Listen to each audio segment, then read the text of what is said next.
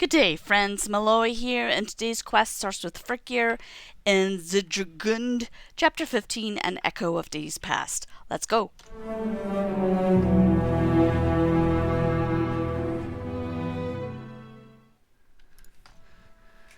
I will set about making the brew, Miloa.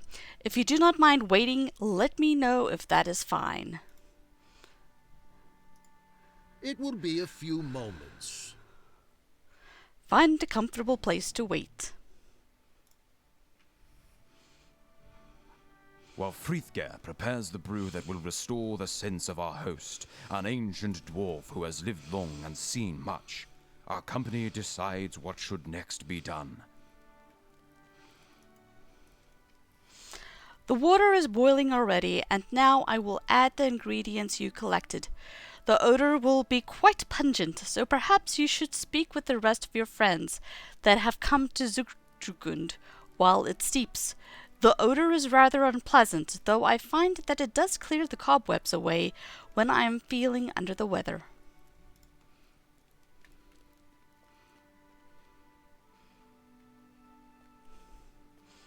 Here's Eladan.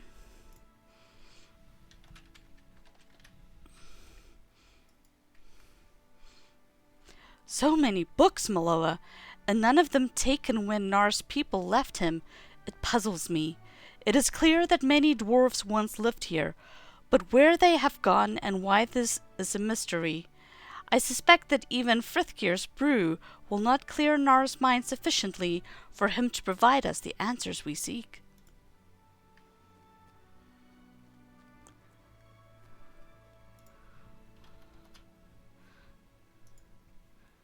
Hail, Coroner. I do not know what to make of this dwarf, Miloa. He's a fine fellow. Where did all his people go? Why would they leave him behind? And what could he have seen that might leave him so addled? Frithger seems to be kind-hearted, and it seems to me that Nar would be hard-pressed to survive here for any period of time without him. But there is something not quite right about these two. Interesting assessment. Hail, Kellenglad. We are a long way from Evendom, Miloa. I wonder how our friends are managing in our absence. Kellenglad sighs and looks suspiciously at Nar. I understand why we have taken this brief excursion into the hills, for if Nona is satisfied by what we learn here, our dealings with the Ukluth should be made easier. But what can we really learn from this dwarf? He does not seem even to notice us. Hail, Halbarad. I've been listening to Nar's ramblings, Miloa, and I've managed to piece together some of his history. I believe he was once the servant of or friend of Thror, grandfather of Thorin Oakenshield, and this was one of their homes in exile. Thror did not return to Erebor, but it seems to me he made another journey, and Nar accompanied him. From his words, I believe they came into danger, and... Someone approaches. Nona. You dwarf! Where is the leader of this place? I demand to speak to your chief. Nar. Bring a spare mug, Herwin. Nona. Do you mock me? Miloa, what is going on here? Nona listens impatiently as you explain what the situation in Zidrugund seems to be. I want answers for myself. My brother was changed after he came here, and this Nar knows why. He will tell me why, or it will go badly for him.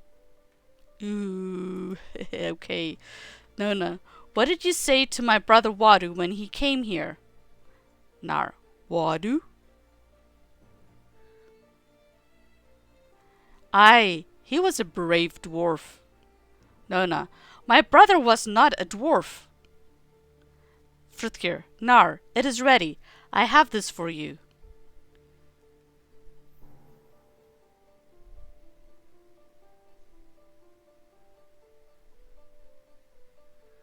Nar, this is strong-smelling stuff, is it not? To your health! Who? Who are you? When did you arrive at my hall? Nona. Tell me what you said to my brother. Tell me what you said to Wadu.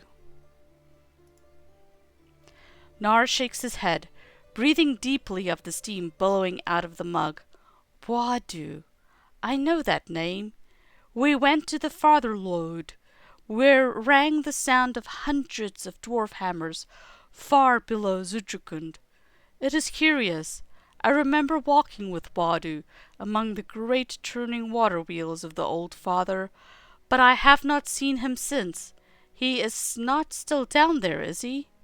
You tell Nar that Wadu has been slain, and his beard creases into a frown.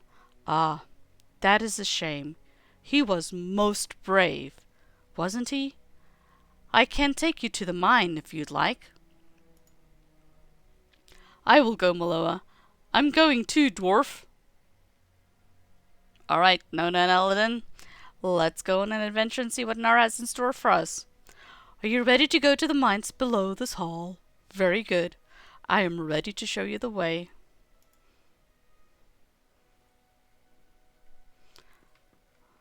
All right.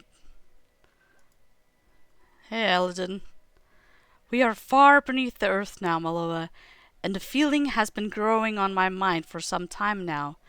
I think someone or something has watched as we descended. I cannot pinpoint it, but I believe some intelligence has observed our passage from Zutrikund. Something else has made me uneasy. How much of Frithgir's brew has Nar already consumed, and how much remains? The dwarf has been alert for our descent, but what happens when the steaming brew has been exhausted?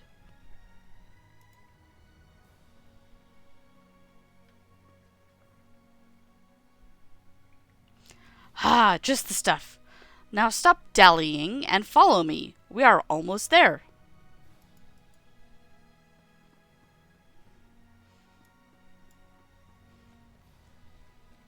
Oh, here's the water wheel he was talking about. How far beneath the earth is this dwarf taking us? Nar. Behold, the great wheel of the father. Eladin. Bats! I'm ready for battle.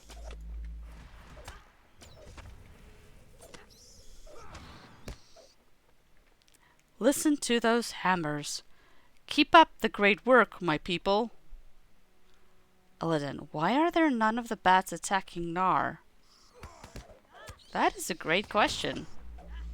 Maybe they're used to him? Maybe he's not a dwarf? I do not like this. Why do the bats of this cavern not attack the dwarf? Why does he walk among them without danger? Wadu came into this mine full of fear and uncertainty. What happened here that he emerged from it with courage? Courage that would lead him to his death. The longer this journey takes, the more questions it poses, Miloa. I want to be above ground again, in the sunlight. Why, yes. The braids of your beard are particularly well done this day.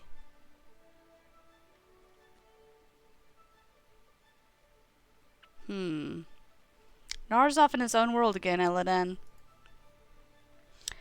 Is it the smell of the brew that has kept the bats from attacking Nar? We should hope that it was not, for he seems to have exhausted it. A few drops may remain, but the odor is much less than it was, and he seems to be falling once more out of awareness. Eladin shakes his head.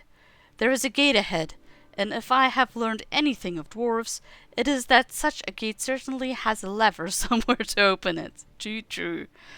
Find the lever and return to us, Miloa, and we will proceed. I fear that this journey will soon end in failure, for without a guide that can speak to us in ways we understand, what can we hope to learn here? Alright, I'll try and be as quick as can be without falling off the ledge. Alright, let's... this is the gates. Alright, so we gotta look for the lever. Lever. Not over here. Maybe this way? From where came the bats?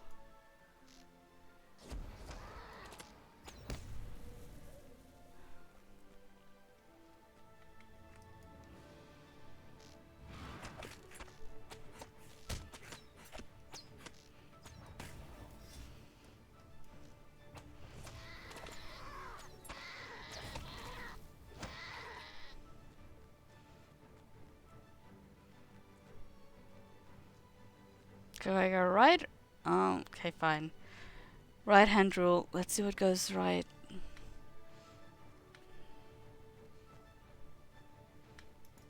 No levers here. Also no levers above my head. So, okay, probably not this way then.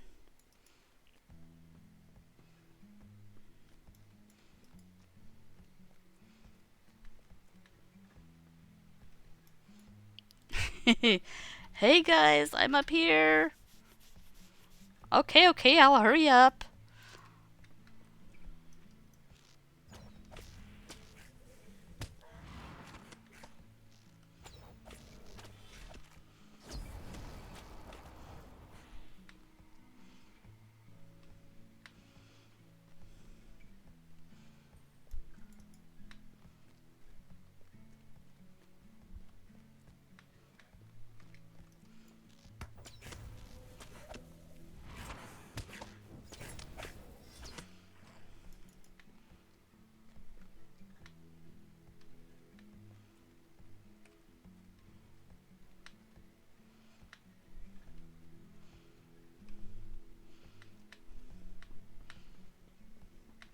There is the lever, but of course, at the very end of the road, the lever squeals with disuse, then slides into place.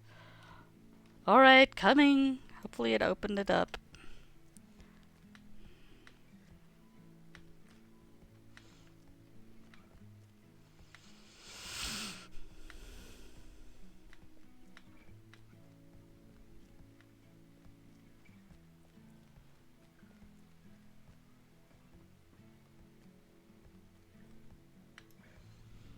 Nah, I'm not gonna risk it. I don't want to jump down and die and then have to start this over.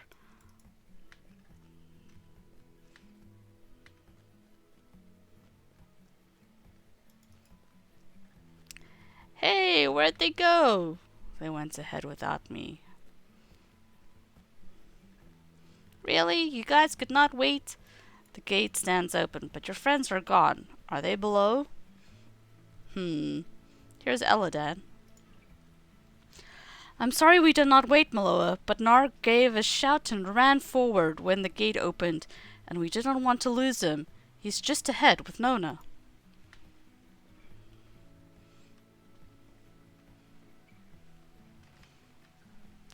Why have you brought us here, dwarf? Do you even remember? Roast mutton. I'm sorry, Nona. He is no longer aware of us. He sees now only distant memories. But why? What has this body of this Gwibber supposed to tell me? Aye, he was a burned dwarf. I saw him face many a fearsome beast, but none so deadly as that which lived beneath the earth. Did his heart quail in his chest? No, it did not. I care not for the exploits of some ancient dwarf. Did his axe hand tremble? It did not.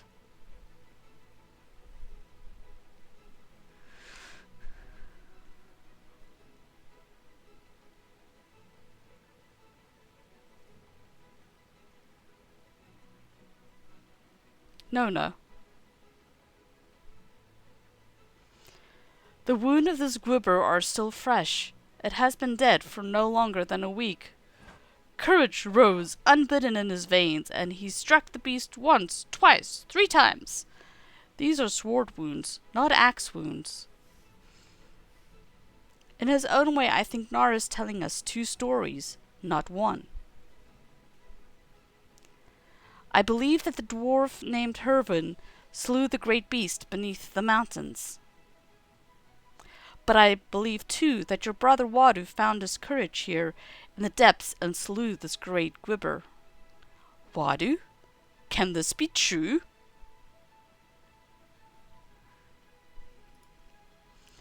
My brother, even after the terrible things my father said to him, and even after what I said to him in my frustration, Nona trails off. staring at the body of the enormous Gribber. He mastered his fear, Miloa, and achieved a victory that even the bravest and strongest warriors of the Cluth could not hope to match. And now he is gone, slain by enemies who waited in hiding for him to pass. The cowards! They were nothing compared to this great beast, but they laid him low, where even it could not. My Wadu. I know your road, son of Elrond. That way lies death. What did you say? Treachery, treachery and deceit. You who walk the paths of the dead, beware. How can you know of these things? Answer me, Nar. Answer me! Second from the left. That is what I heard. Aye, slightly underdone. Ah, it's hopeless! Miloa, can you tell me what just happened? I wish I could, Elida. How can Nar know the errand of the Great Company, Miloa? And more than that, how can he know of my father's words to my brother and me? How can he know we were considering taking the paths of dead once we meet with Aragorn? I must tell Halbarad and the other rangers of this. I think things may have just become more complicated. The road of the Grey Company has brought us already over field and under stone, but a gathering dread has settled upon me here in Enedwaith. Who is this dwarf, Nar? How can he know where our road may take us? And I feel this question most sharply of all. Can we trust his words?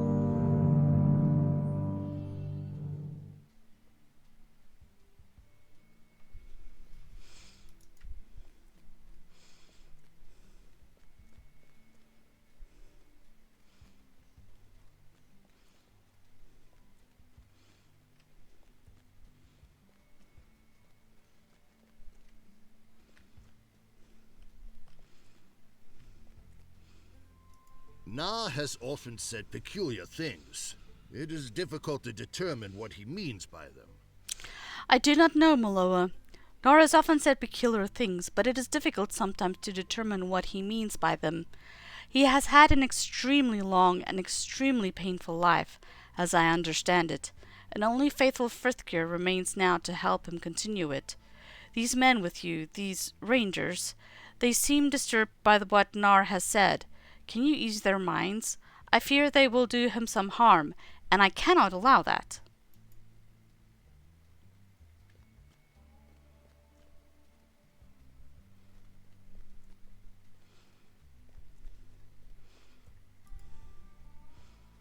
What can the dwarf have meant by that?